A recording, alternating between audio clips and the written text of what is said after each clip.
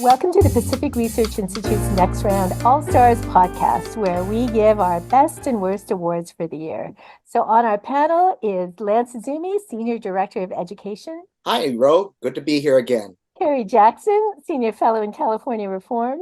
Hi, I'm glad to be here too. And finally, Tim Anaya, Vice President of Marketing and Communications. Well, season's greetings to everyone. So our biggest winner for 2023, Lance, why don't you go ahead and start? Well, thanks, Ro. Well, for me, the biggest winner has got to be Donald Trump. I mean, here's a guy who started off the year with all these various investigations, indictments, judicial proceedings, etc., and it looked like they were all going to sink his political ship. And what has happened?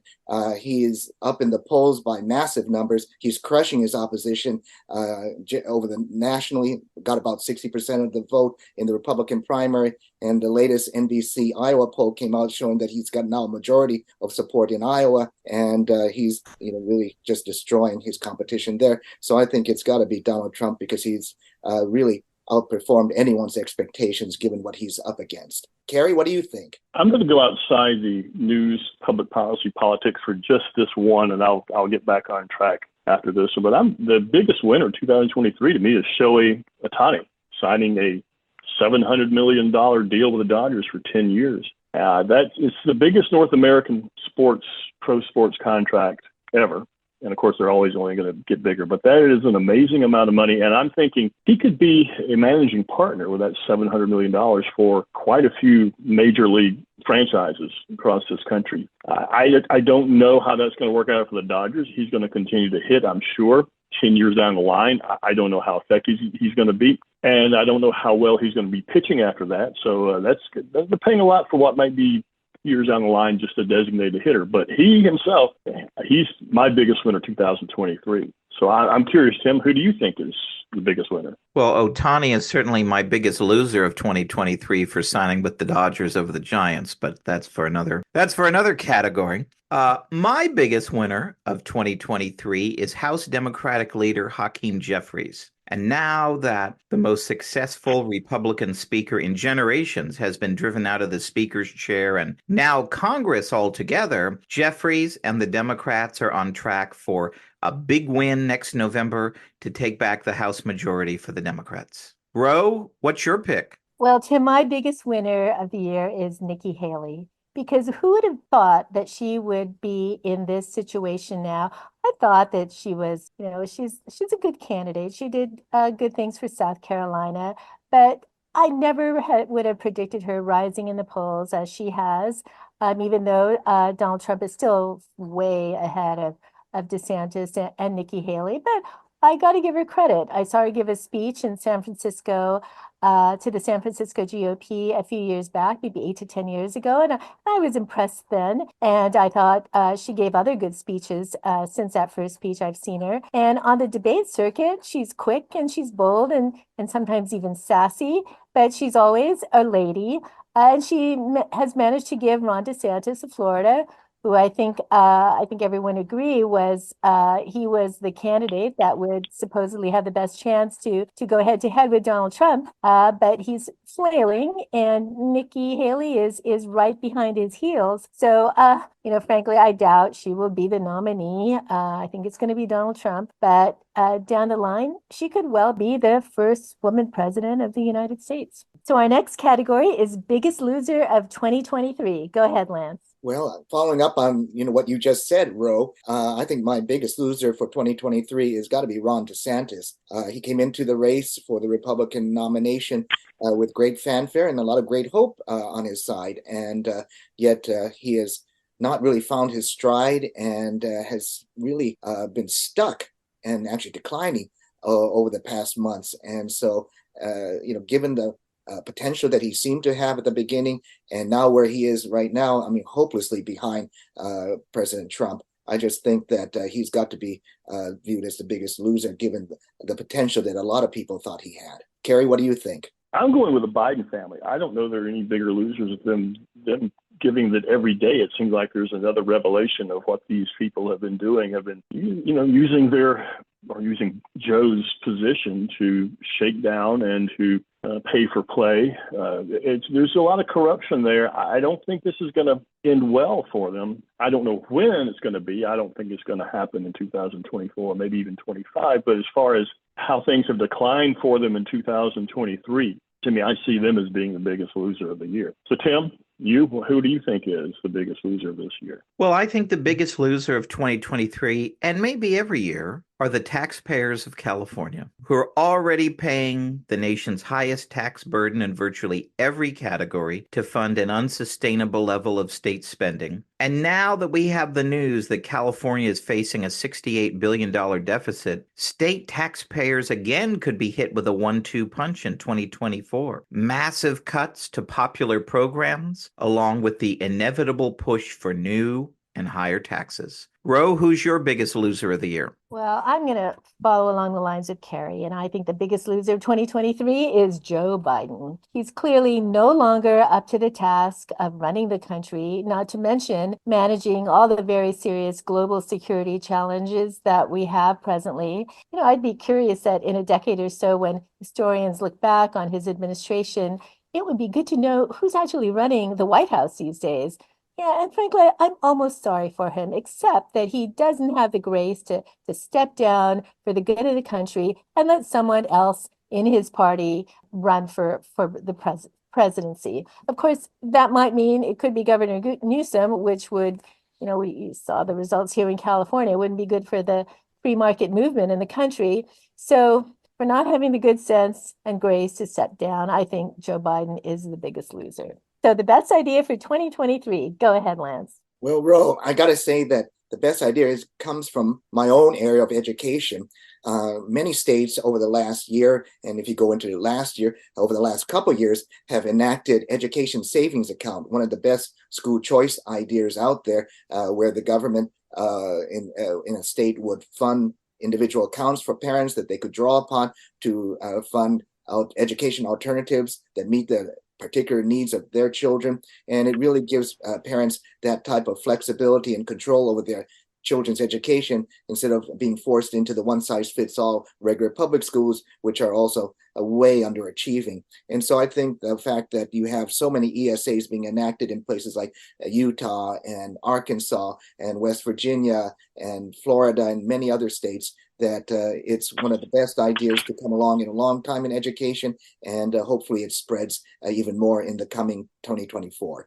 Kerry, what's your best idea? I hope this doesn't get me in trouble, and I think my reasoning behind it might pull me out of that possibility of being in trouble. I think the best idea of 2023 is residents, people leaving California, having enough. We're tired. We're done. I know, for 3 years, the previous 3 years, for the first time in this state's history, it has lost population, net population. And I assume 2023 is going to be no different. Now, I think the reason I say it, maybe this is actually a good idea, is maybe at some point the message will land in Sacramento, will land in Los Angeles and San Francisco. People have had enough, and maybe some changes. And the message really needs to go to the voters, though. And I'm hoping this will be what the case is, that somebody will wake up, enough people will wake up and say, we need to make some changes. And things are going in the wrong direction. So leaving California is my best idea of 2023. Tim, on to you. Well, my best idea of 2023 goes to Florida Governor Ron DeSantis for having the idea to challenge California Governor Gavin Newsom to a debate. Not only did Governor DeSantis have the chance to share his strong record of conservative accomplishments with a national TV audience, Governor Newsom was also shown to that same national audience to be what we here in California have long known him to be, rather thin-skinned, full of ego, and really unwilling to have his record scrutinized or challenged. So thanks to that great idea from Governor DeSantis, all of America got to see what we here in California have known for a long time. Ro, what's your best idea? So the best idea for this year goes to our Lance Izumi. After all, PRI is a think tank, and we're a pretty awesome think tank at that. So I think the best idea this year was when we relaunched, after about a decade or so of hiatus, our school board training program. So in 2022, we held the first one in San Diego for California school board members. And this year, thanks to some very generous donors, we expanded it to 3 other states: Washington State, Texas, and Arizona. And the idea behind the school board training program is to try to train school board members to effectively manage as school board members, especially those board members who want to wrest control back to parents and the community. And as we all know, the school boards are hijacked by the teachers' unions. And we want to, I think it's a great idea, and I'm glad that we've done it and we've been pretty successful at it. So thank you, Lance. So the worst idea of 2023. Go for it, Lance. Well, first of all, Ro, I want to thank you very much for those very kind words. I'm very humbled by them. We have had great successes in the states that we have rolled out our school board trainings, and we look forward to doing that next year. For the worst idea, on the flip side, the worst idea of 2023 for me is a piece of California legislation right now called ACA 7, which would repeal Proposition 209, which prevents state government from discriminating based on race. And unfortunately, Democrats in the legislature are pushing this. It's passed the state assembly. It's now in the state senate. And what it basically will do would make exceptions to Proposition 209 that would allow discrimination and based upon race if research shows, so-called research, and I'm using quotation marks on that, shows that it would somehow be helpful for certain groups. And unfortunately, there's no distinction about what type of research would be used, the quality of that research. And as we all know, from those of us who are familiar with academia, there's a lot of research out there that is bad research and which is unreliable. And yet that's what's going to be used by politicians in order to create these exceptions to this important piece of legislation passed by the voters, Proposition 209. And I just think that would be appalling and would be a terrible thing for California and for the population here. And with that, there's a lot of bad ideas out there. What do you think, Kerry? Well, I saw something, and this is consistent with what I guess a part of what I wrote fairly recently about the LA County Food of Office Equity, and they think they can make not everybody, but people who are not getting the right nutrition in their lives, they can create a better situation for them.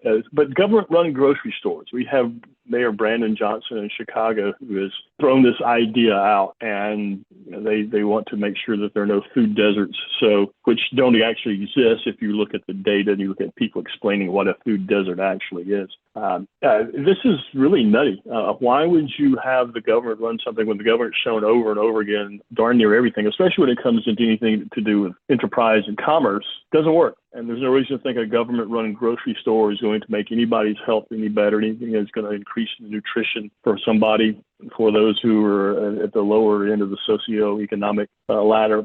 So I don't know if this is necessarily the probably worst ideas out there, but this one struck me as being a pretty bad one. So do better than me, Tim. What do you think the worst idea is out there? I think that's the Biden administration's new proposal to give another $3 billion in taxpayer funds to California's beleaguered high-speed rail project. You know, this plan is years behind schedule. It's tens of billions of dollars over budget. It has little to no private investment, and it'll surely require billions in annual operating subsidies. If it ever gets off the ground and starts service in the first place, we should be ending this train to nowhere, not spending billions more on it. Ro, what's your worst idea? Well, for my worst idea, and it didn't start in 2023, but it's continuing to catch fire, and that's reparations. So sure, it's suffered some setbacks in San Francisco. Mayor London Breed said that she wasn't going to create an Office of Reparations after San Francisco's serious budget problems. California's got its own budget issues, but Newsom did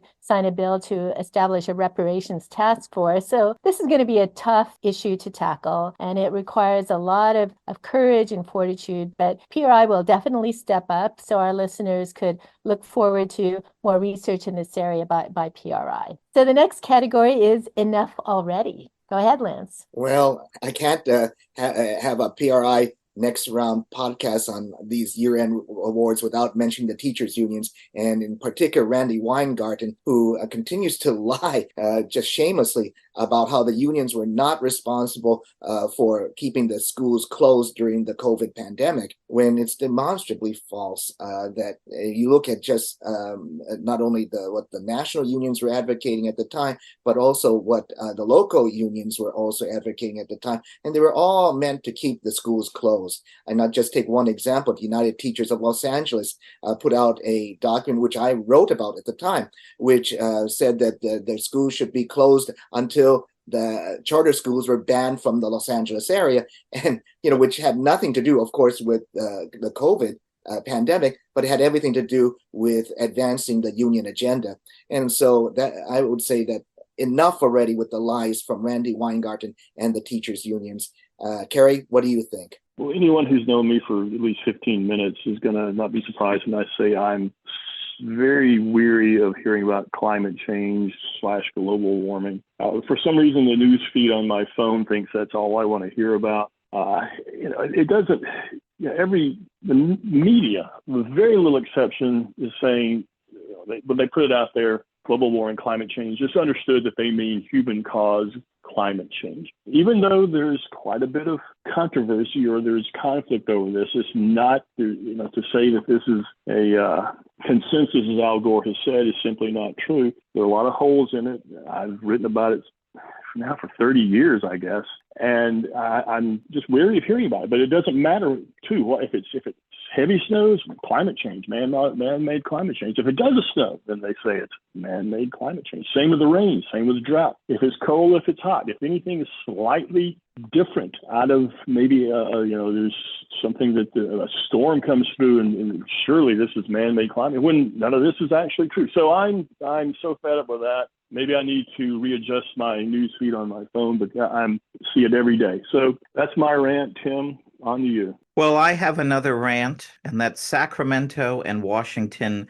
doubling down again this year on expensive taxpayer subsidies for purchasing electric vehicles. Now, while electric vehicles are terrific, and, I would love to buy a BMW i4 someday, no one is buying them even with these lavish subsidies. We read reports of the past several months that electric cars are literally clogging dealer car lots these days. Enough already with government trying to influence people to buy cars that they don't want. Bro, what's your enough already? Well, I'm giving Joe Biden another award. My Enough Already award goes to him because after all this public outcry about not admitting that he doesn't have a grandchild, he finally said, yeah, okay, enough already. She is my grandchild. And in the 21st century, in the year 2023, from a liberal, supposedly compassionate president, this is just appalling. Shame on Joe Biden for not admitting this little girl into his family and offering his support and love. In fact, just the other day, I read in Fox News that the Bidens didn't choose to hang family stockings in their fireplace because, oh dear, they would have to include a stocking from his 7th grandchild. So there's huge yuck factor here, and I'm glad it finally came to an end. Next category, bummest rap. Go for it, Lance. Well, I think that the bummest rap comes from the Washington Post, which gives a bum rap to a lot of things. But they recently had a article which had some good parts about it, an article on homeschooling. And the article was about how there was a continuing increase in the growth of homeschooling, even past the pandemic, which is true, and also which I wrote about in my book, The Homeschool Boom. But one of the things that the Post continued to propagate a myth that homeschooling actually reduces the achievement of children, or certainly doesn't improve the achievement of children. And that's absolutely untrue. If you look at research that's been done on homeschooling, my friend Lindsay Burke at the Heritage Foundation did analysis of the major studies done on homeschooling with regard to student achievement. And the majority of those studies show that homeschooling improves the achievement of students in contrast as to their peers in the regular public schools. So, rather than doing some elemental research on what the numbers and the facts actually say, the Post went with their continued propagation of a large myth about homeschooling, which to me, again, is the bummest rap for a movement that is just burgeoning across this country. So I wanted to now turn it over to Kerry. What do you think? This, I guess, is a little personal to me, but I find, to me, the bummest rap, and it's really worse than a bum rap, is being directed at Israel for doing nothing more than trying to defend itself. And it's not just criticism. I mean, Israel has been condemned. And then we're seeing protests, and I think that word maybe could be in quotation marks, against Israel, and pro-Hamas, pro-Palestinian, essentially saying, we want to exterminate the Jewish state, the state of Israel, the country of Israel. And again, you're trying to defend yourself, and this is what you get from opinion from around the world. That's not right. But again, like I say, I think it's a little personal to me for some reason. I'm not going to get into details of that, but if that's okay if I can say that, that's what I wanted to get out. But Tim, what do you think? Well, my bummest rap is that former Speaker Kevin McCarthy, as Congressman Tim Burchett and others suggested, was somehow single-handedly responsible for running up a $30 trillion plus national debt and therefore had to be removed from the Speaker's chair. In his 9 months as Speaker, McCarthy actually was the most successful conservative speaker in generations, and surprisingly to maybe Congressman Burchett, achieved more spending discipline than we've had in years. The irony, of course, is that whatever budget deal the new speaker, Mike Johnson, can negotiate will actually increase the debt far more than the fiscally conservative path McCarthy had budget negotiations going. So there's my bummest rap. Ro, what's yours? I'm going to go with you, Tim. My bummest rap goes to ex-Speaker Kevin McCarthy. Once again, the GOP shoots itself in the foot by tossing out its speaker and looking like they don't know how to govern. A government shutdown is still looming in January, so the crisis was never really resolved, hadn't been averted. So in the end, the GOP just looks like the gang that can't shoot straight. Next category, sorry to see you go. Go ahead, Lance. Well, for me, I was sorry to see Tucker Carlson go off of Fox News. Tucker, to me, especially over the last few years, was really must watch on television. I mean, that was probably the one show that I always made sure to watch because he had interesting guests, touched upon interesting topics, touched upon topics that a lot of other shows on Fox and other places would never touch. And so, I really felt that he gave a level of analysis that you really couldn't find anywhere on television. And so for him to not be on Fox, I think I was very sorry to see him go. But I just saw just today that he is going to be launching his own streaming service, and it probably end up reaching a lot more people than when he was actually even a hit at Fox. So that's my sorry to see you go. And Kerry, who do you think? Well, who I'm going to put out here hasn't gone anywhere yet in 2023. There's still about 3 weeks left. But I think by 2024, it will be gone. And my sorry to see you go is Ukraine. I think there's a 50-50 chance in 2024 that it's going to be annexed by Moscow. And frankly, I'm surprised it's lasted this long, even with the aid that we've sent over there. Putin's war machine, I thought, would just run through Ukraine like, another European did in 1939, but they've stood up pretty well. And I'm not going to say that I think Ukraine is a country filled with angels, but I saw no reason for them to be attacked from the outside like that in such a deadly manner. So I don't think it's going to be 2024 is going to come out. I don't think it's going to be the same country that we had post-Soviet Union anyway that we had known in the last 30 years. So it's going to be gone. On to you, Tim. Well, let's hope that's a prediction that does not come true in 2024. But my sorry to see you go is Tim Scott, Doug Burgum, Mike Pence, Francis Suarez, Larry Elder, Will Hurd, Perry Johnson, and all the others who dropped out of the 2024 Republican presidential race before the first votes were even held in Iowa. What could have been? Grow? Well, my sorry to see go is LA Philharmonic conductor Gustavo Dudamel, and it's mildly public policy related. That he's a conductor of the LA Philharmonic, and he was poached by the New York Philharmonic earlier this year. And I confess I had a little PTSD about it because when I was a kid, Zubin Mehta, conductor of the LA Philharmonic, was also poached by New York. So, in my opinion, the biggest loss in terms of out-migration for California this year is Gustavo Dudamel. So very sorry to see him go. So the next category is destined for stardom. Go ahead, Lance. Well, my star for the coming year is got to be Congressman Kevin Kiley, who represents an area just outside of Sacramento and who has become perhaps the best and most trenchant and informed critic of Governor Newsom and all of the failed policies and purely ideological policies that the governor has pushed all throughout his term. And also, too, he's become a great part of the Republican pushback against these higher education presidents, such as the Ivy League presidents that were brought before the Congress to testify about their views on Israel, anti-Semitism, and genocide. And given the fact that Congressman Kiley is an alumnus of Harvard, his critique of the Harvard president and the others was really piercing. And so I think that his performance in all kinds of different roles just shows that he's got great intelligence, great political instinct, and is, I think, going to be destined for stardom very soon. So with that, who do you think, Kerry? I think last year I named Tim Scott, and I think I should probably just pass on this year since I apparently doomed him by saying so. In fact, Tim just got through saying that he's one of the sorry to see you goes. But I'm going to go out anyway, and I'm going to say Vince Vaughn, Vince Vaughn out of Bakersfield, running for Kevin McCarthy's seat. And I think right now the election is going to be in either April or May. They have decided there's a window in that period of time that they have to have a special election to replace Kevin McCarthy. But I'm going to predict that he's destined for stardom.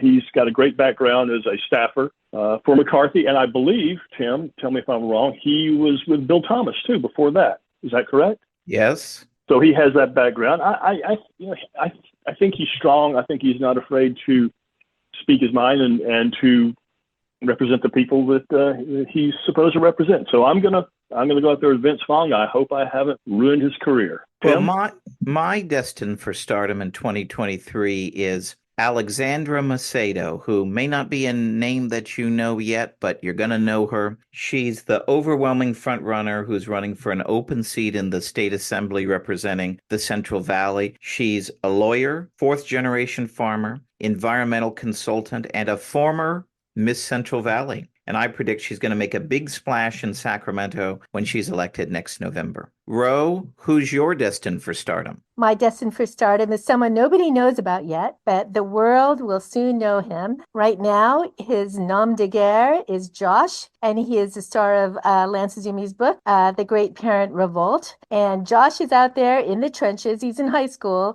He's fighting and exposing wokeism, and we honor him for it.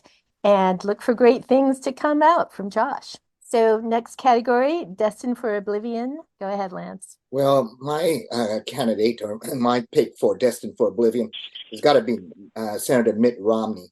Here's a man who, reached the pinnacles where he was the nominee of the Republican Party for president of the United States, had been governor of Massachusetts, and now senator from Utah.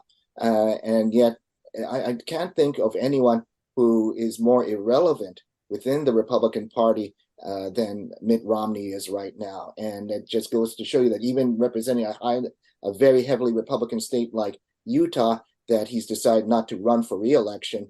And I just think that he is going to be destined for oblivion and will not be remembered for very long outside of his name. So with that, who do you think, Kerry? This is connected to the sorry to see you go, my sorry to see you go answer. I'm thinking Destined for Oblivion is, again, I think this is, and I'm probably taking liberties with this, Tim, I'm sorry. This is a kind of a prediction for 2024, but I'm going to go with Volodymyr Zelensky and Ukraine, the president of Ukraine. If things happen to Ukraine, if it falls like I think it's going to, I think we've heard not the last of Zelensky, but he's going to go into he's going to be out there, and we're not going to hear much about him after that. So that's my candidate for Destined for Oblivion. And Tim, what are you thinking? Well, my Destined for Oblivion are the Crazy Eight, as some have called them, or the gang of rogue House Republicans who joined with Nancy Pelosi and the Democrats to vote out Kevin McCarthy as House Speaker. And I have some news for them. Hell hath no fury like a Kevin McCarthy coming for you on the campaign trail. And I predict that now that he has a lot of time on his hands, many of these members are going to lose their primary election in 2024, thanks to the millions of dollars Kevin is going to raise to defeat them. And the others who remain, well, they'll just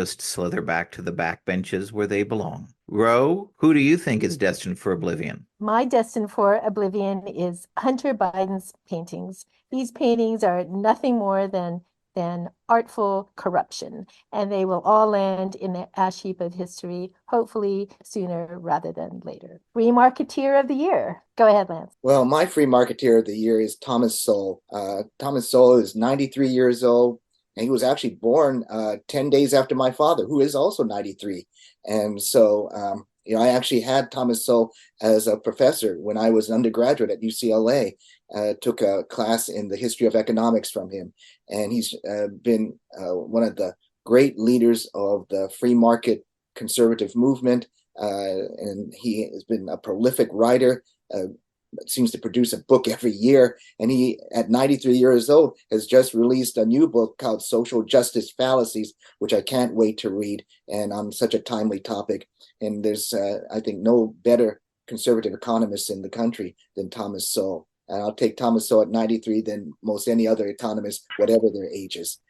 So, Kerry, who do you think? Well, I think you could probably have named Tom Sowell Free Marketeer of the Year for every year of the last 40 and been right on the money. I'm going to go with Javier Milei of Argentina, the new president down there. He seems extremely hardcore. And of course, he's getting the treatment from the media as being a radical and being a right-wing extremist and a zealot. We'll see how it turns out on his first act as president. He used an executive order to reduce the number of federal, Argentinian government departments. I'm not sure they have a federation down there like we have it, same setup we have here, from 21 to 9. So I don't know how much of that's going to be consolidation, or how much of that he's just going to get rid of them. But if you listen to this thing, the guy says he has no patience with what he calls socialists, and I think that's probably a very defined very widely to be not necessarily just plain socialists, but collectivists and statists and so on. Big government, cradle to grave type politician. So I hope this guy is everything he looks like he is, even with that haircut. And I'm going to call him a Free Marketeer of the Year. Sorry. So Tim, I'm wondering who yours is going to be. Well, on that one, Kerry, the best thing, folks need to Google the video of him destroying all of these federal government departments, because it is something, well, we wish a governor or a president would do something, even get rid of one department, let alone, this department, you're eliminated, that department, you're eliminated. So it was quite a great thing to see. My Free Marketeer of the Year is now former Congressman George Santos, or Anthony DeVolder, or whatever name he goes by these days. Now, his 15 minutes of fame are sadly up after being expelled from Congress earlier this month. We did hardly know him, literally with so many exaggerations that he told during his brief stint in Congress. But now he's become an overnight entrepreneur, sending out cameo videos for cash, for which he's charging between $200 and $300 per video. Now, the ultimate free marketeer, he raised his prices from the initial $75 he was charging after he realized that he was underpricing his wares. Now, he reportedly earned more making cameo videos in his first 48 hours on the platform than he did as a member of Congress making $174,000 a year. That's the ultimate free marketeer to me. Ro, who's your choice? Now, my free marketeers of the year go to my favorite nuns, the Norbertine Sisters of Tehachapi. They number about 40. They're cloistered nuns, and they have a dog breeding program. They call them priory puppies. So they breed Labrador retrievers, Anatolian shepherd dogs, and purebred McNabs. And they focus on producing these wonderful dogs for either therapy work or for families, and they take care of them from the moment they're born. And also the sisters have they make cheese. They've got a brand called Mountain Priory Cheese, and it's delicious cheese. So these sisters, an Norbertine order has to support themselves, and the sisters are doing a great job of that by breeding these delightful dogs for families, and of course praying for all of us here in the US and the world. So last category, New Year's resolutions. Go ahead, Lance. Well, I probably have made this resolution multiple times in these end of the year award shows, but I'm going to try again in 2024 to eat less sweets. I love sweets. It's my Achilles heel. I love chocolate. I love all of those sorts of bad things for you. And I'm going to try my darndest this year to try and cut down on the sweets.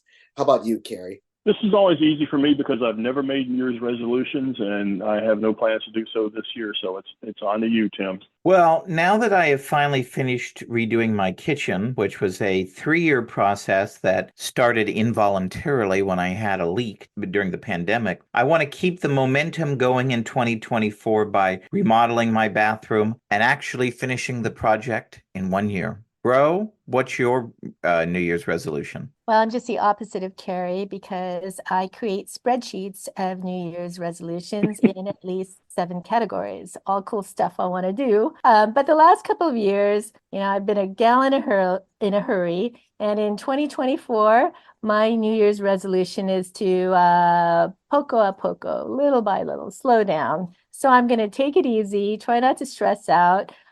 Still have my spreadsheets of goals, but I'm going to try to take it one spreadsheet at a time. So my favorite part, predictions. Gavin Newsom's approval rating today is 44%. What will his approval rating be 1 year from now? Go ahead, Lance. Well, harkening back to what Tim said about the budget deficit that California is facing, I think that there's only one way that Newsom's ratings can go, and that's down. So he's at 44% now. A year from now, he'd be lucky to be in the mid-30s. What did you think, Kerry? You're going to probably be more right than I am.